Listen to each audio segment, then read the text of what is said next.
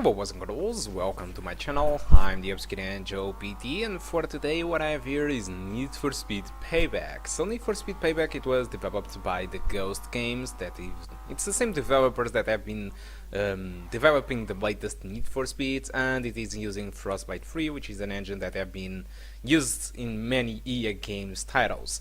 So for the settings, I'm using here 1080p with median settings, motion blur on, but I reduced the textures to low because it was kind of stuttering a little bit while recording, so I had to drop it to low. It didn't fix all the stuttering on the recorder, but made it a little bit better.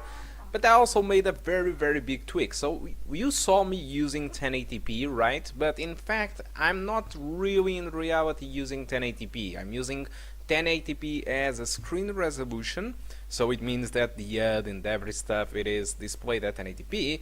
But I made this tweak on that file. If you can go back on the video and saw what it was. I added a line on this file called GSC render dots resolution scale 0.84. So this means that I'm currently playing the game at 900p and not at 1080p. So what is the big difference between both of them? The big difference is that with the screen resolution set to 1080p, what you get is the HUDs and the cutscenes and the menus at 1080p, but the game itself during the races are at 900p, okay, and that really improves the performance. As you can see, this is all the results that I got on the mountain run, which was the most demanding track I did found on this early access of the game.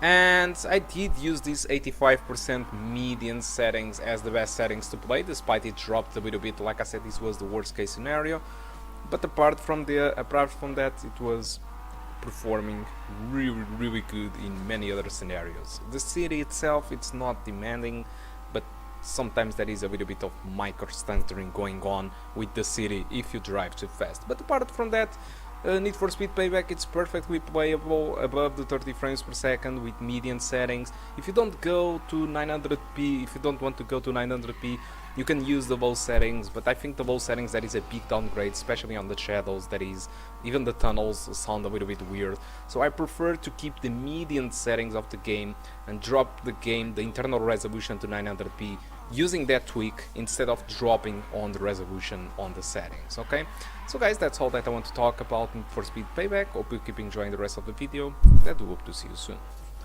Goodbye.